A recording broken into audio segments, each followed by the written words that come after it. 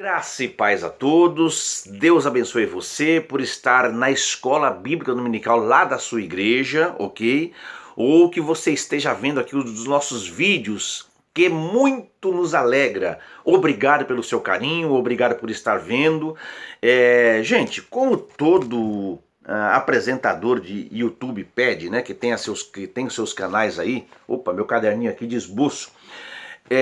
A gente sempre pede que os irmãos possam compartilhar o vídeo. Por que que tem esse pedido? Todo mundo pede, né? Compartilha aí, dá o seu joinha, se inscreve no canal, ative o sininho de notificações, porque você está ajudando o canal. Quantas pessoas publicam tanta bobagem, tanta besteira, não é?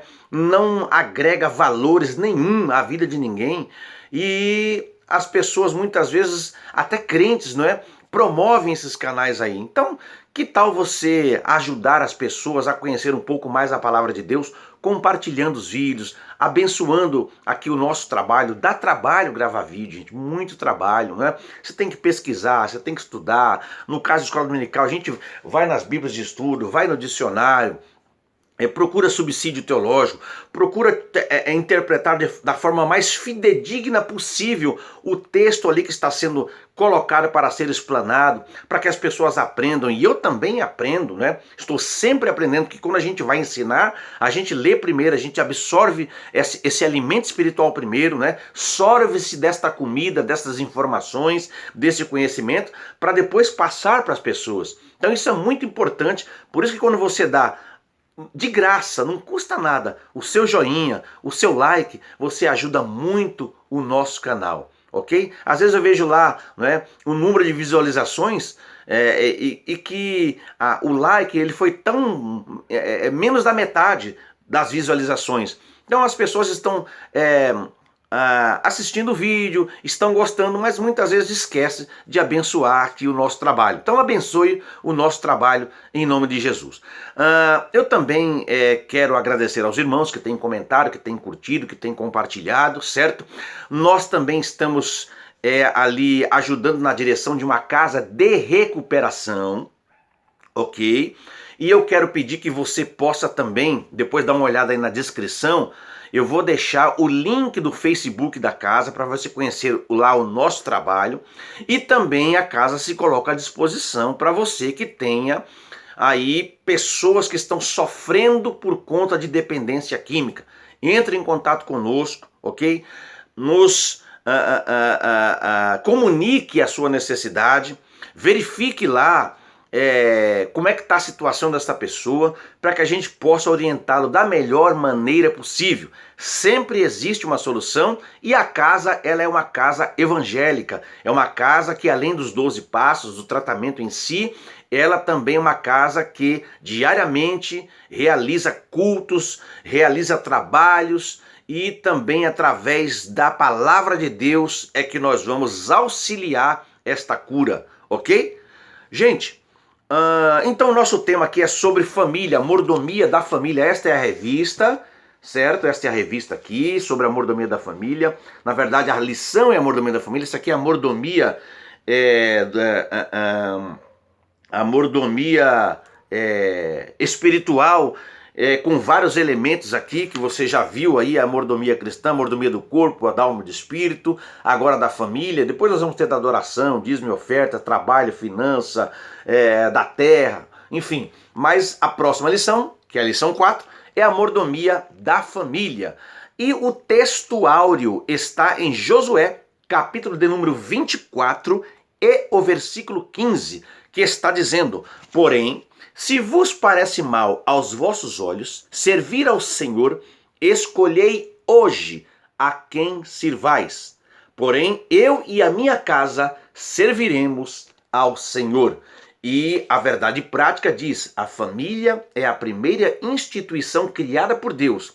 E por isso é a nossa primeira igreja, pela qual devemos amorosamente zelar.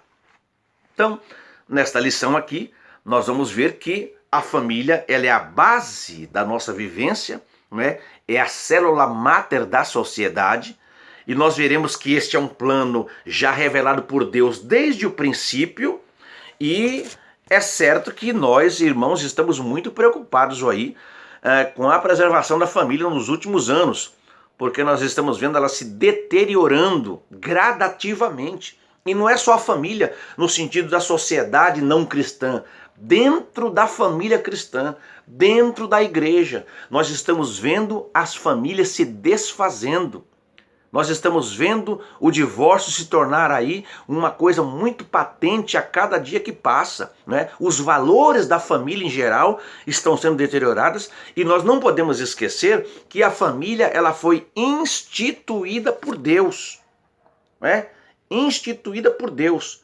Eu até registrei aqui um versículo que está em Gênesis capítulo 1, versículo 28, que diz: e Deus os abençoou e disse-lhes: frutificai e multiplicai-vos e enchei a terra. Então, esta é uma instituição tão importante, não é, que Deus criou a família muito antes do Estado. Ela foi criada antes do pecado, inclusive. Mas nós estamos vendo aí, não é, com muita tristeza, muitas famílias se deteriorando. E, no princípio, através de Adão e Eva, que foi o primeiro casamento, né, o primeiro casal, a primeira família, melhor dizendo, né, nós entendemos que Deus, então, a intenção dele era que a instituição mais forte da terra, né, fosse e é a família. Agora, e a igreja? Qual é o papel da igreja em relação à família? A igreja é justamente a agência que pode impedir o avanço da deteriorização da família na terra. Só que, infelizmente, a igreja tem enfraquecido neste papel, nesta contenção dessas ameaças contra a família. Meus amados, nós precisamos de líderes cada vez mais capacitados para tratar da família. Líderes que tenham tempo, líderes que tenham disposição. Não é? Eu já vi líderes tratar casos de família em que eles tratam com uma pressa tão grande, sabe? Parece que tem que cumprir uma tabela ali, a família chamou, leva para o escritório, leva para o gabinete, trata com uma pressa tão grande. Não, muitas vezes isso aí vai requerer tempo, vai requerer uma maturação, oração, pedindo a Deus sabedoria para tratar daquele caso e salvar aquela família. Este é o papel do líder espiritual. E ao tratar da família, o nosso propósito, né, diante de Deus aí, com muita oração, é que o padrão da palavra de Deus, ela seja uma realidade em cada lar. A palavra de Deus, ela tem que ser realidade. Eu não estou dizendo aqui, com as minhas palavras que eu disse anteriormente, que a culpa é do líder espiritual. Não, senhores. Eu falei sobre competência para tratar casos. Mas a responsabilidade da família, por isso que chama mordomia da família, é da própria família. É do cabeça da família. É da adjutora que Deus deu, são dos filhos também, né?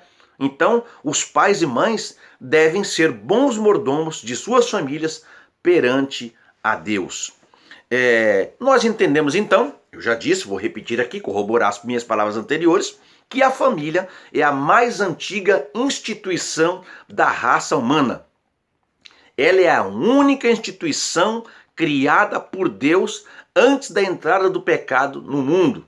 Então, o homem, como criatura de Deus, ele era uma obra muito distinta, né? Uma obra ímpar diante de toda a criação. Só que a Bíblia diz que ele estava só, estava sozinho. A sua companhia era a companhia dos animais irracionais. Então aí o Senhor disse em Gênesis capítulo 2, versículo 18, não é bom que o homem esteja só, vou fazer para ele uma companheira. Então, Deus fez então a mulher, dando características distintas do homem, ok? Isso é muito importante. A mulher e o homem têm características distintas, né? Para que ambos procriassem e então pudessem propagar o gênero humano através da família. A propagação do gênero humano é através da família. Então, nós devemos então proteger e preservar a família. Então, como ela foi instituída por Deus, não é? Nós devemos então preservá-la contra toda a possibilidade de enfraquecimento e dissolução. Gente, eu tenho visto ultimamente algumas pessoas dizendo assim, não, casa, se não der certo, separa. As pessoas estão falando isso de uma forma tão banal, de uma forma assim tão displicente, desprezando essa instituição. As pessoas estão se casando por vários outros interesses. Simplesmente, às vezes, interesses financeiros entre família. Às vezes porque a pessoa é muito sensual, muito sexy, não é? Às vezes porque tem um corpão bonito. Enfim, tem tanta coisa tanta coisa abstrata, vamos dizer assim, que faz com que as pessoas possam se unir e lá na frente esse casamento não vai dar certo. Então nós precisamos ter cuidado com isso, não é? Porque ela foi instituída por Deus. A família representa a unidade básica e de suporte à sociedade. Ela apresenta a unidade básica, opa, caiu o meu esboço aqui, e de suporte para a sociedade.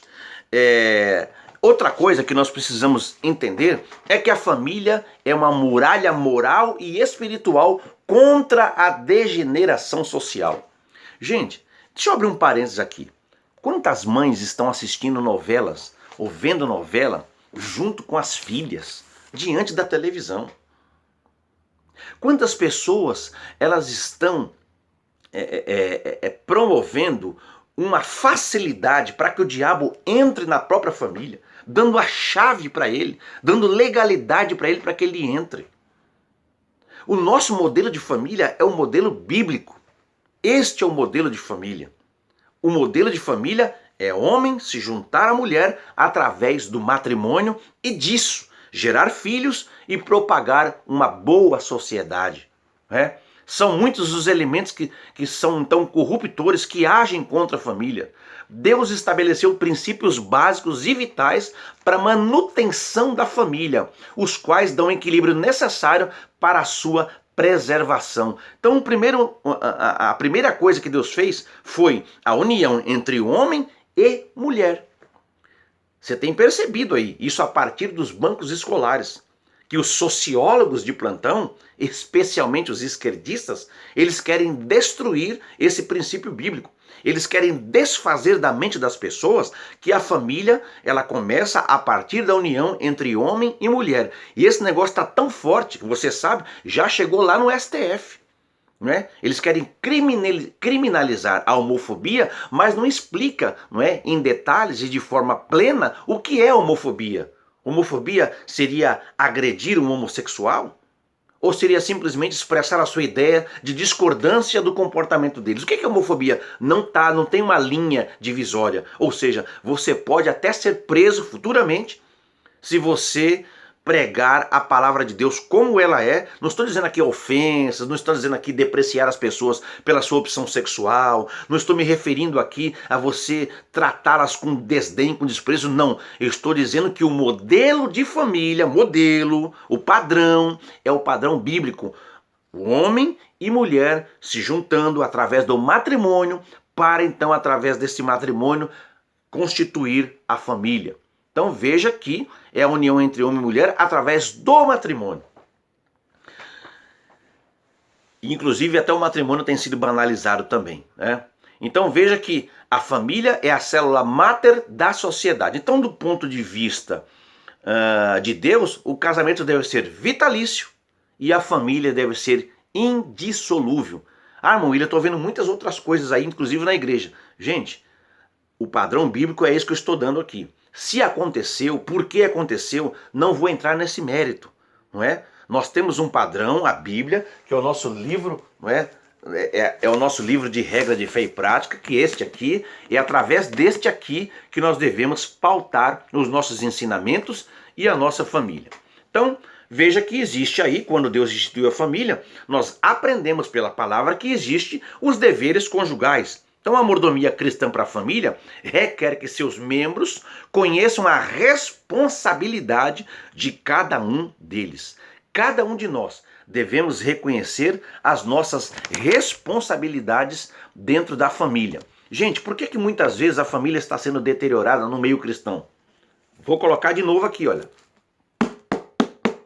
Falta da palavra. Este livro aqui tem sido desprezado em muitos lares. Como é que um cristão consegue passar uma semana sem ler um versículo bíblico? Como é que um obreiro consegue passar uma semana sem pegar na Bíblia? Tem Tem, pregando na prática, ensinando na prática. Mas não está pegando na Bíblia, pega para pregar, mas não prega para absorver as suas verdades. E, consequentemente, não tem estrutura para lidar com os problemas que há na família. Se este livro aqui, a Palavra de Deus, ele fosse lido diariamente pelas famílias, e as famílias fizessem um devocional, não é? Recebendo deste livro tudo quanto ele tem para oferecer, eu tenho certeza que muitos problemas que há na família, eles não aconteceriam. Mas a Bíblia tem sido esquecida em muitos lares. Pasmem os senhores, cristãos. Cristãos, ok? Então vamos voltar aqui. Então, veja que a administração familiar começa pelo pai. Começa pelo pai. Depois a mãe, cada qual cumprindo o seu papel. Então, os princípios básicos de administração da vida familiar foram estabelecidos por Deus na sua palavra ao instituir a primeira família na Terra. Estou sendo redundante aqui porque eu já falei isso, não é? Então, a partir do primeiro casal, prossegue a doutrina da família até o final da Bíblia. Então, veja que nós precisamos também, meus amados, administrar as responsabilidades conjugais. Cada pessoa na família tem uma responsabilidade, né? Então, a vida conjugal, ela deve se apoiar no amor, que é o sólido fundamento de um bom relacionamento conjugal, né? Nós estamos vendo aí, socialmente aí fora da igreja, casamentos por contrato, né? As pessoas casam por contrato lá, embora o casamento seja um contrato. Quando você tem lá a sua certidão de casamento, é um contrato. Mas eu estou dizendo assim, casa com contrato com data definida para terminar. Se der certo, continua. Se não der, depois daquela data, cada um para um lado. Artistas se casando e passam lá 8 meses. Eu vi um caso aí recentemente de um apresentador de televisão, casou-se com uma atriz, ficaram 8 meses casados, se separaram porque cada um tinha o seu trabalho e cada um estava num lado. Existe até agora as férias conjugais. Você fica casado, mas durante 30 dias cada um viaja para um lado diferente, faz o que quiser, não é? Só para dar uma pimentada no casamento, para o casamento não cair na rotina e depois volta e ensina novamente. Isto é amor? O que a Bíblia fala sobre o amor? Isto é bíblico? Claro que não é bíblico, não é? Claro. Então a sociedade ela está banalizando o casamento. Eu disse no início do vídeo e volto a dizer, as novelas são um dos trampolins para que muitos crentes fiquem com uma cabeça confusa, achando que aquilo que é propagado pela TV infame é normal. Então, no lar cristão, regido pelo amor, não há espaço para ciúme doentio. Esse é o primeiro ponto que eu quero falar aqui, muito breve, muito rápido. Ciúme doentio. Gente, isso é falta de confiança. A não ser que o cônjuge já deu algum motivo e aí um dos cônjuges vai ficar desconfiado pro resto da vida. Por isso que o casal cristão, ele não dá motivo. O marido só tem olhos para a sua mulher e a sua mulher só tem olhos para o seu marido. O tempo vai passar, não é? Vocês estão me vendo aqui, olha, cabelo branco, ruga no rosto, marcas de expressão, não é isso? Nós vamos envelhecendo, aquela beleza estética vai desaparecendo, não é? A barriguinha vai ficando um pouquinho mais saliente, não é? Não pode ficar muito não, viu? Não pode ficar muito não é? Mais saliente, tudo e tal. Então, beleza física vai passando, mas permanece o amor, que tudo sofre, tudo crê, tudo espera. E quando a Bíblia fala que o amor tudo sofre, tudo crê, tudo espera, não está dizendo que a mulher tem que ser espancada pelo marido e ficar quieta. Que ela tem que ser barbarizada pelo marido em palavras e fisicamente e ficar quieta. Não quer dizer que o marido tem que ficar aguentando, mau caratismo e falta de educação e de respeito da parte da mulher e ficar quieto. Porque o amor tudo suporta. Não é isso que a Bíblia está dizendo. O amor tudo suporta, tudo sofre. Muitas vezes um dos cônjuges fica doente. Um dos cônjuges pode sofrer algum tipo de mutilação. Não é? Um dos cônjuges, ele pode sofrer, como eu já passei com a minha esposa, nós comemos sal junto, quando os dois estavam desempregados e as contas se acumulando no imã da geladeira, não é? E a gente recebendo cesta básica da minha sogra, e nós estávamos lá dirigindo uma congregação difícil, com um povo difícil, sem carro na época, indo a pé, não é? Tratando das pessoas. Teve vezes a gente sair da congregação meia-noite tratando de confusão lá entre casal e não ter mais condução e a gente vinha a pé andando 1 hora até chegar em casa. Isso é o tudo sofre, isso é o tudo suporta. É isso que a Bíblia está dizendo, certo? Então veja que muitas vezes o ciúme doentio é uma coisa que traz deteriorização da família. Por quê? Porque basta que o cônjuge converse com uma pessoa do sexo oposto que já começa a briga dentro de casa. Não é verdade? Então, veja, atitudes frívolas, agressões físicas, grosseiras, tratamento muitas vezes ríspido e o pior, na frente das crianças. Então veja que isso não é cultivar o amor no lar, né? Aliás, ninguém magoa a própria carne. Vamos ver isso? Efésios capítulo 5, versículo 29. Efésios capítulo 5, versículo 29. Gálatas, Efésios. Vamos para a Bíblia Sagrada. Capítulo 5, versículo 29 está dizendo assim: porque nunca ninguém odiou a sua própria carne, antes a alimenta e sustenta, como também o Senhor a igreja. Você não come todo dia? Eu não como todo dia? Tomamos café da manhã, almoçamos, damos banho no nosso corpo, passamos sabonete, passamos desodorante, perfume, penteamos o cabelo, vestimos uma roupa, passamos a roupa antes de vestir, não é? Escovamos os dentes, queremos nos apresentar, não é? Agradáveis às pessoas. Então, quando você se casa, quando nós nos casamos, somos agora uma só carne. Se somos uma só carne e eu maltrato a minha esposa, eu estou maltratando a minha própria carne.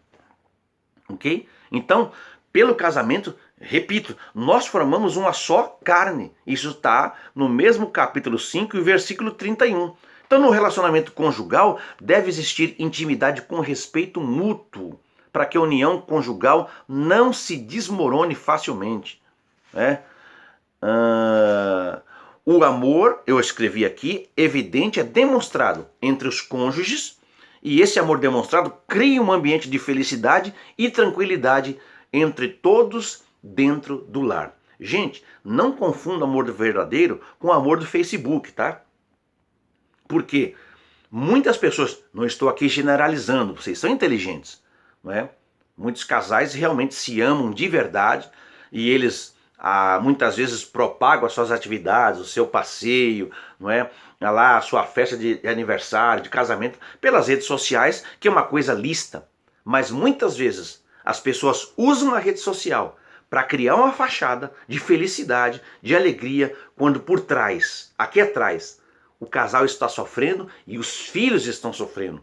Por isso que é importante, não diante só das pessoas, mas principalmente diante de Deus, né, trabalhar para que você, como mordomo do lar, da família, realmente faça o seu lar feliz. Então o primeiro ponto aqui é o cultivo da fidelidade. A infidelidade conjugal tem sido a ruína de muitos casamentos e lares, né? Por trás de toda infidelidade conjugal, sempre há algum tipo de problema pessoal. Gente, isso é notório. Isso não tem erro em eu falar isso. Por trás de toda infidelidade conjugal, há sempre algum tipo de problema pessoal não tratado, nem solucionado entre o casal. Então, muitas vezes, insatisfação por vários motivos. Um dos cônjuges está insatisfeito por vários motivos, com motivo ou sem motivo. Vingança, carência afetiva não satisfeita.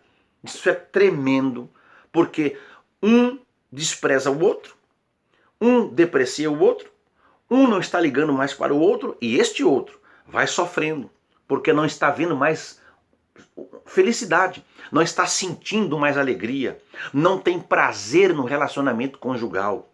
Esta pessoa vai enfraquecendo espiritualmente, vai enfraquecendo no sentido carnal e ela está propícia, ela está a um passo de cometer um ato de adultério, salvo se ela for muito apegada à palavra, muito apegada a Deus, e ela então vai ganhar pela graça de Deus resistência para suportar. Mas é difícil, é difícil.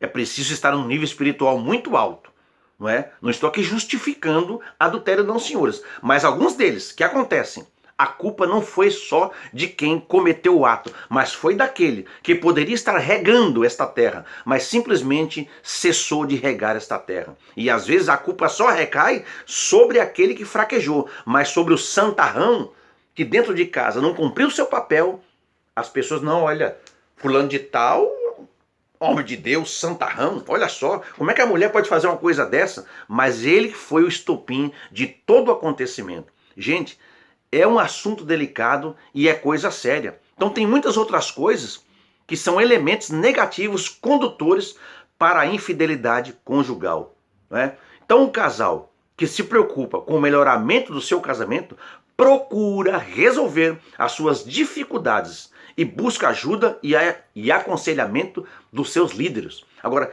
eu quero abrir um parênteses aqui. Só busque aconselhamento de um líder se você tiver certeza que ele tem conhecimento, se ele tem preparo e se ele tem ética para lidar com o caso. Porque eu conheço, e eu já passei por isso, de ter problemas na família, não com a minha esposa, na família. E você conta a situação para alguém, para um líder espiritual. Já tive vários, né? Não estou aqui citando o nome, já tive vários líderes espirituais. Nasci em lar evangélico, estou com 50 anos, já tive vários. Você conta para um líder espiritual. Dependendo do caso, ele tem que guardar aquilo e pedir sabedoria a Deus para resolver. Mas aí ele conta para a esposa dele. Aí a esposa dele conta para a dirigente do ciclo de oração. A dirigente do ciclo de oração conta para a segunda dela. A segunda dela conta para a primeira regente. A primeira regente conta para o marido dela. Aí a segunda regente fica sabendo também. Aí a mulher do auxiliar do pastor fica sabendo também. A mulher do auxiliar do pastor tem aquela amiga que ela sempre conversa no telefone. Quando vê, a igreja toda está sabendo. Então, gente, é preciso ética, não é? Por isso que quando você buscar ajuda, tenha certeza, busque ajuda, não é? Mas tenha certeza de quem ou para quem você está buscando ajuda. O casal deve administrar seus problemas de ordem conjugal e emocional de modo a haver reciprocidade e satisfação mútua. Isso é muito importante. Olha, já estou com 27 minutos. Meu Deus, que assunto vasto, gente. Isso era para umas 4 aulas aí para a gente ficar falando disso, né? Então, em primeiro lugar, a função do marido como autoridade na vida familiar. Deus estabeleceu um padrão de autoridade dentro da família. Todos os membros da família estão sob a autoridade do cabeça apontado por Deus. Foi Deus quem apontou quem é o cabeça do lar. Não foi o homem que, não é, buscou essa prerrogativa para si sem endosso divino. O padrão divino é esse. Cristo, o cabeça do marido. Cristo é o cabeça do marido, não é a cabeça. Cristo é a cabeça da igreja. A cabeça não pode ser substituída. Você pode fazer transplante de rim, de pulmão, de medula. Agora, a cabeça, eu não conheço quem tenha feito transplante de cabeça. Então, Cristo é a cabeça da igreja. Ele não é o cabeça da igreja, é a cabeça. Agora, do marido, Cristo é o cabeça do marido. Ou seja, aquele que rege, não é, o comportamento e as atitudes do marido dentro do lar. Não é? Que é o Senhor da família, conforme está em 1 Coríntios capítulo 11, versículo 3 e Efésios capítulo 5, versículo 23. O marido, o cabeça da mulher e dos filhos. Efésios capítulo 5, versículo 22. Ele é o cabeça da mulher. Então, esses movimentos feministas aí, que inclusive agora já tem até um movimento feminista gospel, isso não tem nada a ver com Deus, com Bíblia, com Evangelho, com fé, com espiritualidade. Isso é coisa do capeta, coisa do maligna, não é? Aliás, basta você colocar na internet e ver como é que as feministas se comportam publicamente quando querem protestar. Aí a esposa, parceira e ajudadora do marido com autoridade compartilhada na criação dos filhos. Não é só a mulher que tem que cuidar dos filhos. O camarada acha que ele trabalhando, dando dinheiro em casa, tá tudo certo. Não, às vezes você tem que trocar a criança. Olha que coisa que parece boba que eu tô falando aqui. Às vezes você tem que dar leitinho pra criança. Às vezes você tem que colocar roupa, dar banho na criança, colocar roupinha nela. Porque esse é um papel compartilhado, a criação dos filhos, né? Os filhos submissos e obedientes aos pais enquanto estiverem sob a sua autoridade no lar. Efésios capítulo 6, versículo 1 a 4. Os filhos são submissos aos pais. Você, filho, quer se emancipar? Então você paga sua conta, não é? Você compra seu alimento, você compra sua roupa, está debaixo do lar. A cartilha que reza é submissão aos pais, obediência aos pais. Toda tentativa para melhorar ou modificar o padrão divino da família termina em fracasso e nós estamos cansados de ver esse filme. Então o padrão divino ele vai se adaptar a todas as culturas, porque o padrão divino ele é universal e ele é atemporal, ou seja, independe do tempo. Então, qual é a função das pessoas dentro da família? A Bíblia ressalta como princípio fundamental de responsabilidade da parte da esposa a obediência e a submissão ao marido. Como é difícil para algumas irmãs ouvir esse trecho da palavra. Gente, submissão ao marido não é estar debaixo do pé dele. Não está sendo tratada como escrava por ele, não, senhor. Até porque, minha querida irmã, você vai ser submissa ao seu esposo no Senhor. No Senhor. Se ele estiver fora do Senhor, você não é obrigada. Se ele não estiver dentro do padrão divino da palavra de Deus, você não é obrigada a ser-lhe submissa. Mas por outro lado, você também não vai ficar confrontando ele. Você vai para os pés do Senhor, você vai buscar sabedoria em Deus, desde que você não esteja sendo agredida fisicamente. Porque se você estiver sendo agredida fisicamente, procure a polícia e denuncie a ele. Primeiro procure o seu líder espiritual, procure o seu pastor. Se não for resolvido, você não é obrigada a ficar sendo agredida, porque já vira caso de polícia. Muitos líderes espirituais estão orientando as mulheres erradas. Elas estão sofrendo muitas vezes espancamento, às vezes na frente dos filhos. Não, minha irmã, vai orar, vai buscar o Senhor. Uma hora Deus dá solução, Deus vai te abençoar. Peça a graça a Deus. O que é isso? Pare com isso. A justiça humana foi deixada para que nós possamos usá-la, ok? Mas ser submissa é respeitar ao marido. Ser submissa é ponderar quando você tiver uma ideia contrária. É respeitá-lo como cabeça da casa. É saber que Deus o constituiu como cabeça da casa, não é? E claro, o marido também que ama a esposa vai tratá-la como Cristo amou a igreja. E mais, nos nossos ombros pesa mais, porque diz assim que, se possível, nós temos que entregar a nossa vida pela vida da nossa esposa. Certo? Então veja que além de retribuir o amor, não é? O marido a mulher deve ser submissa. Então, esse princípio é refutado veementemente pela sociedade moderna, como eu acabei de falar aí, hostil aos princípios de Deus. A obediência amorosa envolve submissão, e isso significa, antes de tudo, respeito e reverência à posição do líder dentro da família. A Bíblia ensina que a submissão dentro da família é como ao Senhor, como eu acabei de falar. Gente, eu vou interromper este vídeo. Vou fazer uma segunda parte, porque este vídeo é maravilhoso. O assunto é maravilhoso.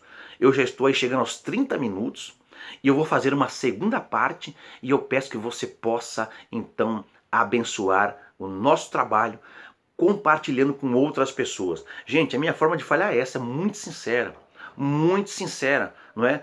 A gente às vezes fica preso muito em conceito teológico e esquece que a Bíblia Sagrada é para a prática da vida cristã. E a minha forma de falar é essa, bem aberta, para que você possa entender de forma plena a palavra de Deus, tá bom? Eu vou interromper esse vídeo aqui, vou publicá-lo e em seguida já estou gravando o outro, a segunda parte, para que sirva de subsídio aí para a sua aula de Escola Bíblica Dominical. Eu tenho certeza que vai abençoar a sua classe, vai abençoar a sua vida.